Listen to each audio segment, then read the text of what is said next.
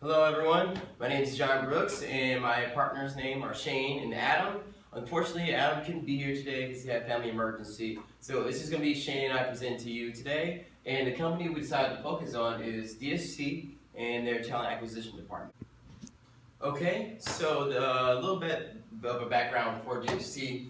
They were founded in 1969 here in Kansas City. That's why their headquarters downtown in Kansas City. Right now they have about 13,420 employees on the whole global scale, and they focus more so in the technology sector, more so for healthcare and then financial services. And they're located in 8 different countries. So that's going to be Australia, Canada, China, India, Ireland, the United Kingdom, Thailand, and South Africa.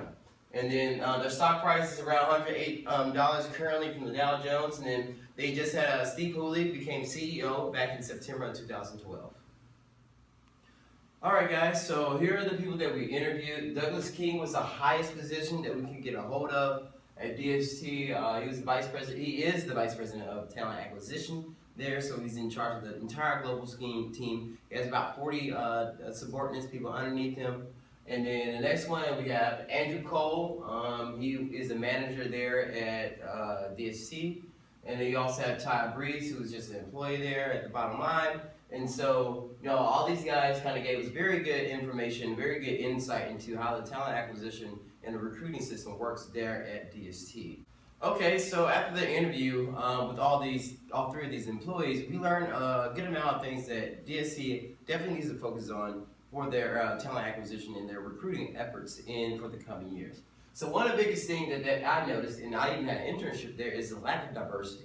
I can't give you the exact numbers, but the non-exempt versus the exempt side, which you don't know the difference, the non-exempt are more so hourly employees, and the exempt side are going to be those salary employees.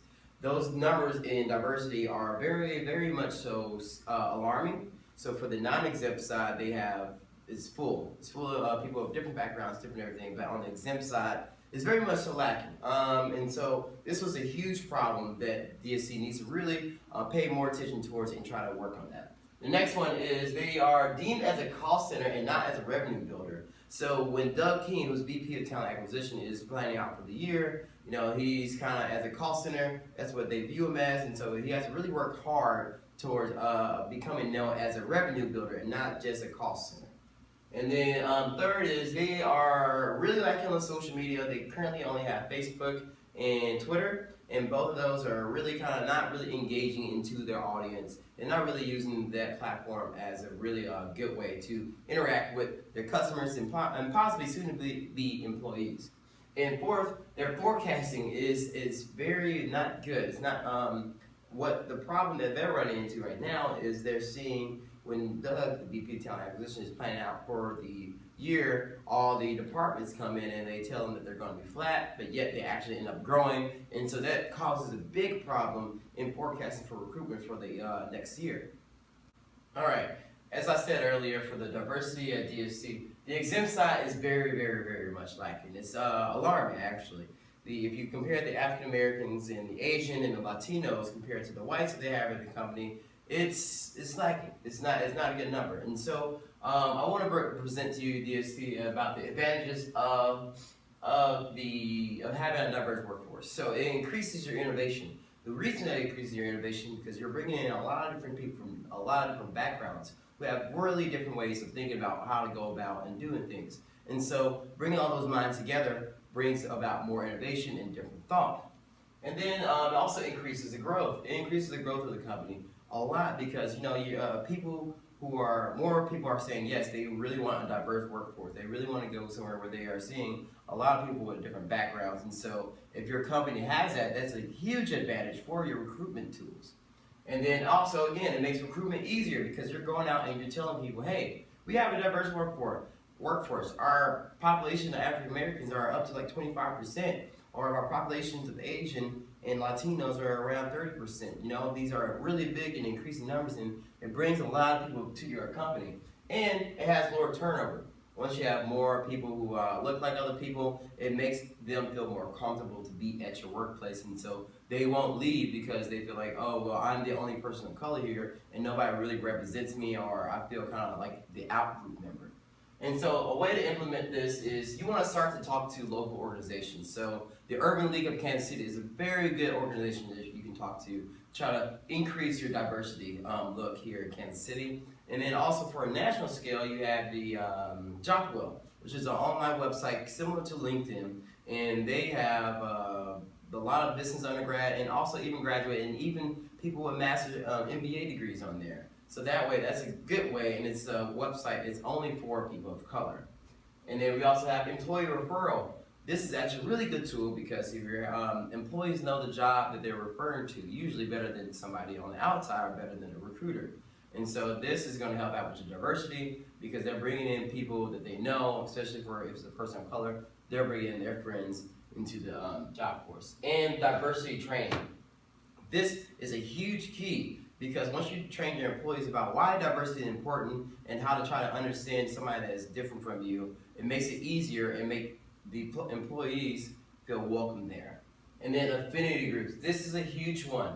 So the affinity groups are having an affinity group for people of color or people from different cultures or however makes them feel welcome because then they are able to go to their job and they're able to meet with people who are also there at that workplace who look like them and have the same similar backgrounds to them. It makes them all feel welcome. All right, on to my next point. As we mentioned earlier, right now DSC, the Talent Acquisition Department, is now it's a cost center. It's not a revenue builder. So I want to kind of give you guys some ways to figure out how to move from that cost center into revenue builder. So the best ways to influence the C-level executives are, implement an application tracking system, which you guys already do, which is the Workday system, and from my understanding, is working really well. But also, you want to maximize that recruitment cost. So the way that you do that is when you're going out and you're recruiting employees or future employees for your job, you want to hire the best person. Showing that you recruit somebody who is the best employee, and in the long run, they earn the money 300 times as much as recruiting an average person. And then branding. You want to brand DSC very well. You want to have somebody in that's specifically focused on the human resources department. And again, you want to use social media. It helps you. If you can connect and engage with your audience, there are going to be more people into the workforce with you. And then this impact, again, this can be huge on a company. You can be gaining a company millions of extra dollars because you're recruiting the right person. And you can use that numbers to track what you guys did as the talent acquisition department. All right, now I'm going to hand off to my partner, Shane. Hi, I'm Shane. So I'll be talking about DST's field of social media and how we believe from determining through interviews and prior experience from John, who had worked there, people with our generation that are very sociable and aware of social media, and really how companies need to take an edge and really get the full impact of social media. It's a great benefit for companies. We'll talk about how DST can benefit from it. Currently, DST is involved in some use of social media as they have a Facebook and a Twitter. The Facebook is primarily a catalyst of a community service careers page, while the Twitter is a career information career page for DST as well. We believe these could be better platforms as through consistency. DST is lacking on the type of content it's exposing as well as the type of followers it's engaging with. As we priorly spoke, it's important to maintain diversity in your social media, reach out to all different cultures. It's important to really, when going through it, to treat the followers like people, which means more engagement through the company, more personable responses, something that shows the company's brand and values, and it's really engaging and matching with people's perceptions and making it look like a good company, a company people want to work at. This can be helped and implemented through a 5-3-2 rule, with 5 being 5 posts from, could be different companies, could be information just related to your company. 3 and 2 rule would just be personable responses and non-sales responses. You don't want to try to sell someone every time they're seeing your content. It's important to take time when building followers. We need to take that time instead of reaching for large numbers, reach for quality followers that are going to be implemented into the information we're posting. And then it's not bad to take ideas from other companies via social media sharing. You can share ideas, maybe community service things other companies are putting on, and really it helps it to engage with other companies and other people just in the overall professional networks. So I'll be moving on to my next slide over forecasting. So now we'll be talking about forecasting within DST and how their current system is a bit flawed, and we believe the necessary steps to implement a consistent and well-working talent acquisition and recruiting system. The current setup has each department plans for the year, specifically plans fields, plans spaces where labor is going to be needed and they see potential growth. However, they always claim to be flat. This just means that the company is not necessarily providing accurate numbers to its current growth, which makes it harder on talent acquisitions to recruit and really fill a proper number of candidates and the talent they're currently recruiting. This is just due to the company is growing each year, and so when the company grows, we're going to have an access of positions that are going to open, developing positions, and it's important to have a general idea of the amount we're going to be working with. This is what makes it really hard to forecast consistently, as each field's claiming to be flat, but we're seeing growth each year.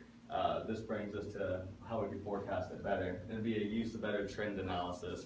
Just within that, we'd analyze trends from prior years, current growth within the models, whether it's annually or quarterly. Quarterly probably suiting them best, just for gives them a better idea of turnaround, growth potential, current supply of internal candidates. It's important to measure that and really carry on. Future external candidates needed would be just a way of either potentially matching into the outsourcing recruitment needs, really levying the overall statistic of employees that are going to be needed, just depending on the growth model. Outsourcing recruitment can get costly. That's why, while it is an option, it is would not be as effective as just simply using a better trend analysis and really keeping track of the employees and growth of the company. So I'll move on to my next slide. So here's our recap. We just went over who we interviewed: Doug, Andy, and Todd. The 4 primary areas we believe will better DST diversity: becoming a revenue builder, use of social media, better at forecasting needs, and here are our sources. Thank you.